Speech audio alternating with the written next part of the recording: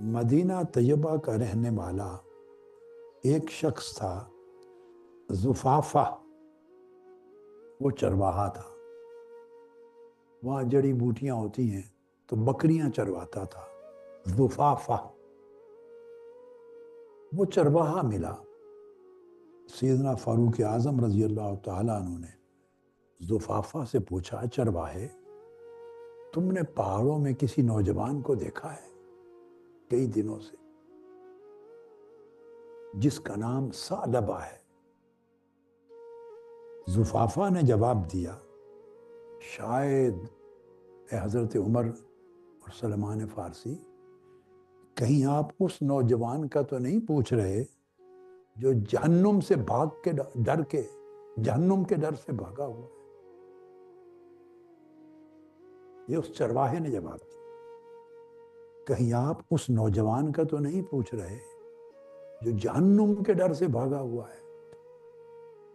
آپ نے فرمایا، ہاں ہم اسی کی تلاش میں آئے ہیں، مگر یہ بتاؤ تمہیں یہ خبر کیسے ہے کہ وہ جہنم کے ڈر سے بھاگا؟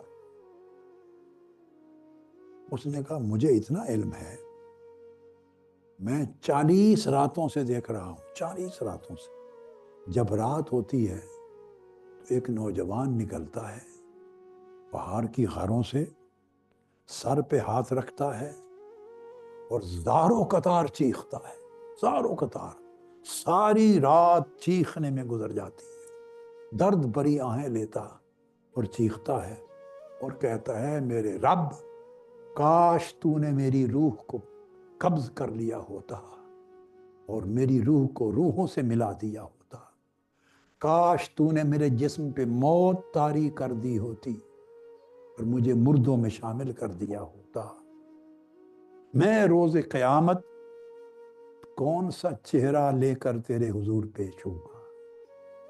بس وہ 3 جملے بولتا ہے، یہ جملے ساری رات بولتا رہتا ہے، چیختا ہے، ڈرتا ہے، روتا ہے، اتنا معلوم۔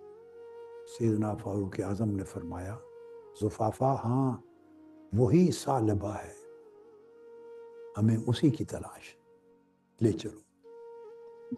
اس نے کہا، انتظار کریں، آدھی رات کے قریب نکلتا ہے، جو ہی آئے گا میں پہنچا دوں گا اس کے پاس۔ حضرت جابر بن عبداللہ بیان کرتے ہیں، ان کو سیدنا عمر فاروق اور سیدنا سلمان فارسی نے بتایا، میں کہ اس طرف آدھی رات ہوئی، اسی طرح ثعلبہ بن عبد الرحمن نکلا، چیخا، رویا، تڑپا، اللہ کو پکارا۔ اس کی آواز سن کر زفافہ نامی چرواہا ہم دونوں کو اس کے پاس لے گیا، ہم نے اسے پکڑ لیا اور سیدنا فاروق اعظم رضی اللہ تعالیٰ عنہ صحرا میں انہی پہاڑوں میں بیٹھ گئے اور ثعلبہ کا سر اپنی گود میں لے لیا، گود میں لے کے اسے پیار کرنے لگے، اس کے بالوں میں ہاتھ پھیرنے لگے، انگلیاں پھیرنے لگے، اسے پیار کرنے لگے۔